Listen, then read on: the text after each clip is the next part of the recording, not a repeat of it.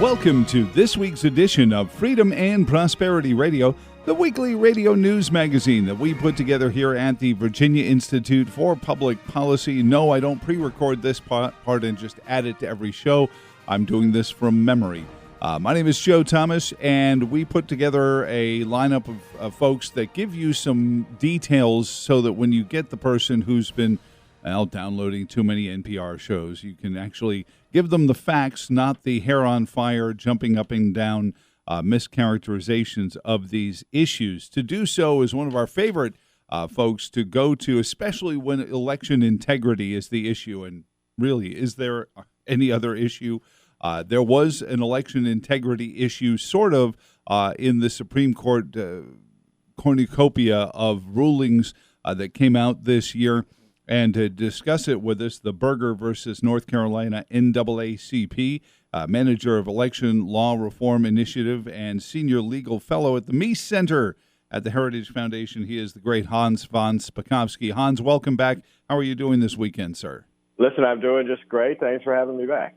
Not at all. Now, Berger, and this is just sort of like Carson as well, kind of got overwhelmed by Dobbs and even West Virginia v. EPA, especially as the major media outlets go. But as much as this is about election integrity, Justice Gorsuch in his ruling, in his majority opinion, says very clearly that's not the issue here in this particular ruling. But first, take us into what happened with Berger and the North Carolina NAACP. Yeah, it may seem like a minor case, but it will have wide effects. In essence, what happened was, remember, North Carolina is a state with split government. Mm-hmm. Republicans control the state legislature today. Democrats hold the governorship and the attorney general's office. So there was actually a referendum approved by the voters saying we're amending the state constitution to add a voter ID requirement. The legislature then implemented that voter ID requirement with a state statute that they passed. It was actually vetoed. The bill was vetoed by the Democratic governor, but the Republican legislators then overrode his veto. The NAACP then immediately sued. And who did they sue? They sued the governor, the one who had vetoed the bill, and the State Board of Elections, all of whose members are appointed by the governor, who didn't like this voter ID law. The lawsuit, the statute, the new voter ID law, was being defended by the attorney general, who, when he was a Democratic state legislator, had voted against a prior voter ID law. So the state legislators, the head of the Senate, head of the House, said, well, look, we don't really trust the governor who vetoed this bill. And the Democratic attorney general to properly defend the constitutionality of this law, and they tried to intervene in the lawsuit. And lower courts. Oh, yeah, go ahead. Sorry, go ahead. No. They tried to intervene in the lawsuit so they could help defend the constitutionality of this new ID requirement. And the lower court said, oh, no, we won't let you in. The attorney general will defend this case. They appealed that all the way to the United States Supreme Court, where the Supreme Court thankfully issued a 8-1 decision. The only dissenting justice was Justice Sotomayor, in which they said, in essence, of course these state legislators who passed this bill have a right to intervene to help defend their bill. Mm-hmm. And only Sonia Sotomayor came in and said she apparently was insulted that the majority was implying that the attorney general would not do a proper job of defending the lawsuit. Well, they didn't have to imply anything. The prior history of this attorney general showed that there was no way he was going to give a proper defense to the law. Well, to be fair, she didn't use, well, it's really important as her defense for a dissent in a ruling like she did in EPA. Hans, so process becoming so obvious, even a Breyer and a Kagan vote along with the conservatives. Exactly. And so the process goes back. So now this goes back to the courts with representatives of the House and Senate, along with the governor. And far be it for me to be jaundiced towards people's intentions. Was the intent all along of the NAACP to sue the governor, even though it wasn't really his fault, knowing that they would basically be fighting against something, saying, "Oh no, ow, okay, I give, I'll settle." Yes, that's exactly why this is so important, far outside of this case, because what the left has been doing now for years, and they especially did it in the 2020 election, was they engaged in what we call collusive lawsuits. In other words, they file a lawsuit against a law they don't like. And who do they name as a defendant? Well, they basically go window shopping. They find a state official who's a member of their political party, who's friendly to them, and they sue that official like a friendly Democratic state attorney general or the Democratic governor who, rather than actually fighting fiercely to defend the law, says, "Oh, here's the white flag of surrender. We agree it's a bad law, and how do you want us to change it?" And that happened numerous times, multiple times. In the 2020 election, that's how the left got changes made to election laws they didn't like, and this can prevent that from happening. Beyond that, and this is over voter identification. This is over the will of the people to make sure you have fair and just elections. At what point, or is this just a matter of playing judicial whack-a-mole? They're going to keep trying, and we have to keep fighting back, Hans? We do have to keep fighting back, but this will make it easier to do it, because this doesn't just apply to state election laws. The general holding of the court is that federal court should not be determining who is the state representative there to defend a state law. And that, in fact, the court said the more representatives of the state, the better, because then the court will hear a variety of arguments about the constitutionality of a law, and they'll make a better decision. So this is going to apply to all kinds of state laws, not just election laws, including, for example, what is going to be an area of great concern and churning? State laws governing abortion. And in states where the power is split, and there are a number of them between the legislature and, for example, the Attorney General's office, that could make a huge difference. And in a state like Virginia, where the Attorney General is a Republican, this helps a Democrat make sure that they have a voice. And as much as we could care one way or the other about a political party, if somebody wanted to sue over something that Jason Miyares was doing, and sued over it, and they wanted their day in court, this would protect that, correct? No, that's exactly right. And look, contrast the behavior of the former Attorney General of Virginia, Mark Herring, who's a Democrat, with that of the Democratic Attorney General of North Carolina. Because remember, some years ago when Virginia passed a voter ID law, Virginia was also sued.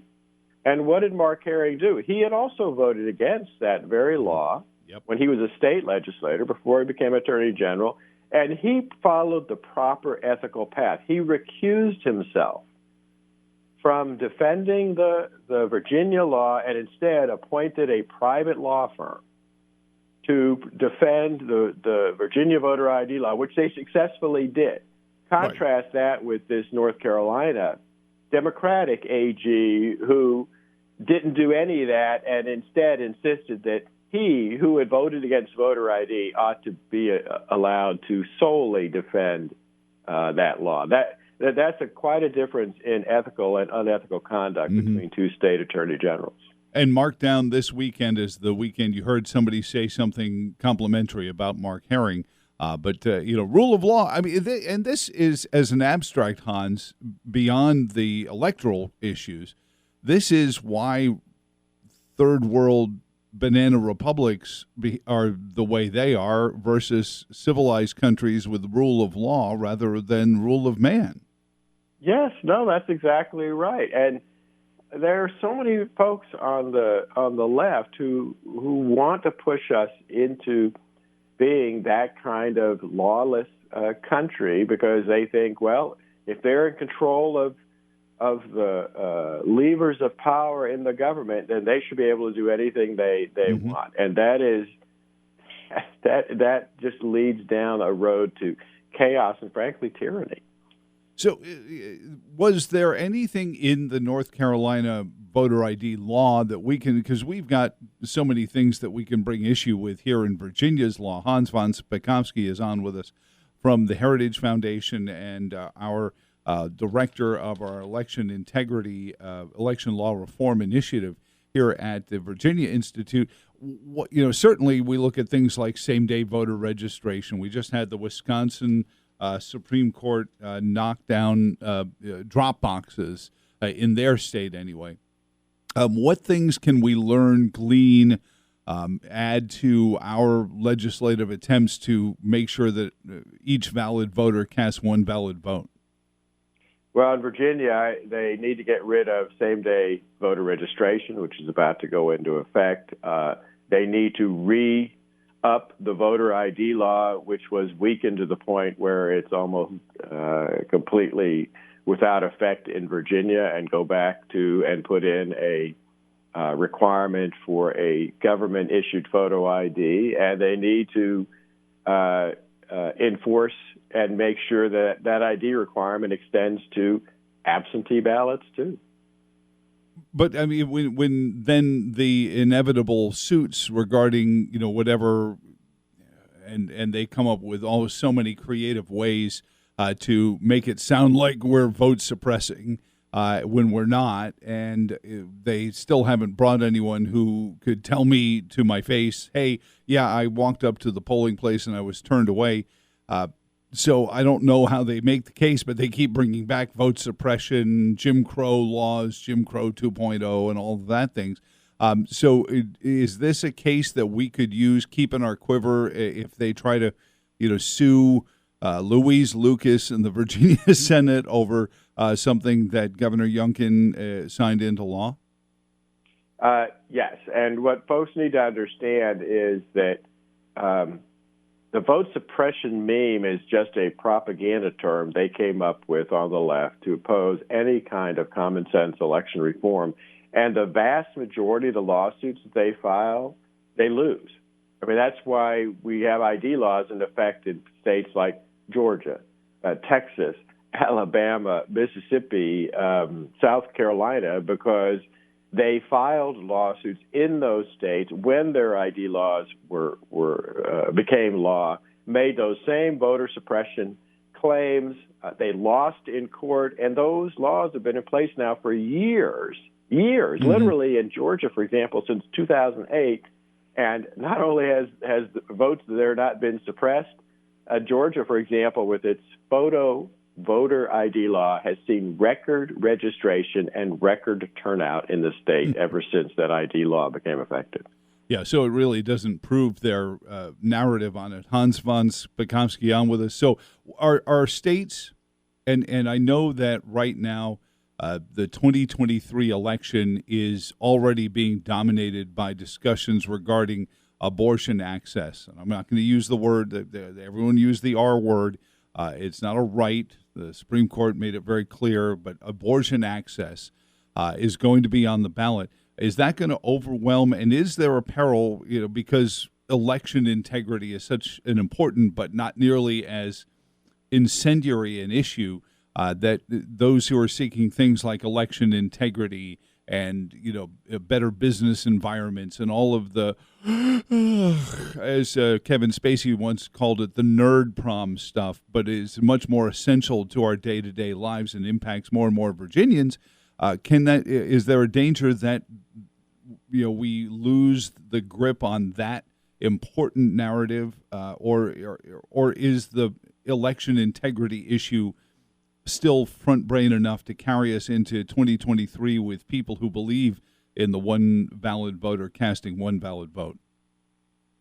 Oh, I think the grassroots in America is more aware of this issue than it has ever been before. And I think those on the progressive left who think that the abortion issue is now going to suddenly give them victory in November all across the country don't understand not only what the American public is feeling, but the fact that they're mad every time they go to the gas station and pay more for gasoline than they've ever paid in their entire lives, or they go to the grocery store and they're paying more for hamburger meat than they've paid in 40 years because inflation is so bad. I think the pocketbook issues and the election integrity issue is going to be uppermost in the minds of Americans going to the polls, and the immigration crisis at the border. So I want to jump onto this one thing out of Wisconsin, and obviously it's probably something that's going to wind up in the Supreme Court anyway, but the Wisconsin Supreme Court said that the state could not use ballot drop boxes.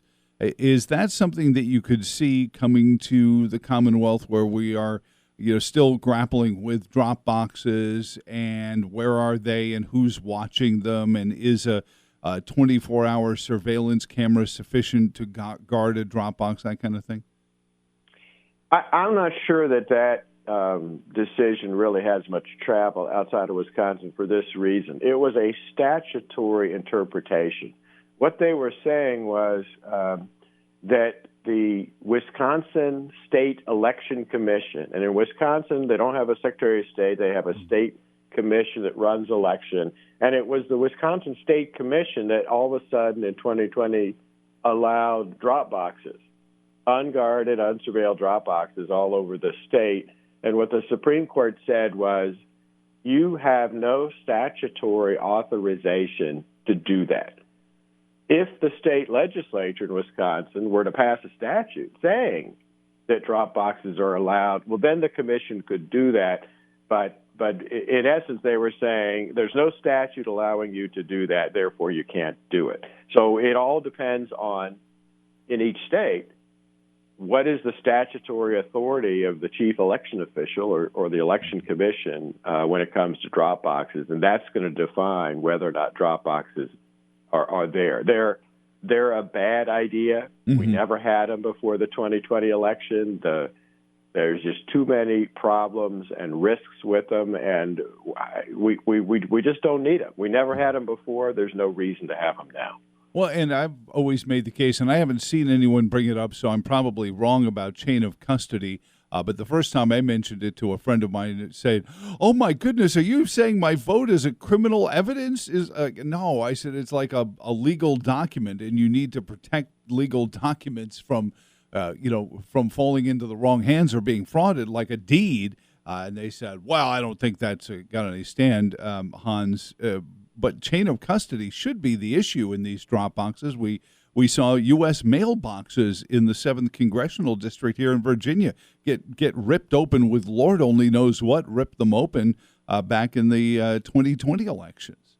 No, that's right, and that's one of the problems. But at least, look, we all have our stories about the U.S. mail, but that's a little bit more secure than an unguarded, unsurveilled drop box just put down on a street somewhere. And like I said, there's no reason for them. We never had them before, and they actually, if you want to engage in fraud, drop boxes will make it easier for you to do so, because there's nobody there to question why, if you suddenly show up with 100 absentee ballots, which is the thing that's happened in certain fraud cases that I know about. There's nobody there to question, where'd you get 100 absentee ballots?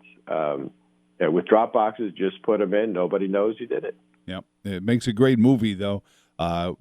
So I appreciate it, Hans. Again, it's heritage.org. And Hans, I appreciate you taking time out for us this week, and keep in touch, because as we get closer to the midterms, we need poll watchers, and all sides. It doesn't matter which political party you're in. We need poll watchers watching the ballots arrive in our 45-day election season, which is going to start soon.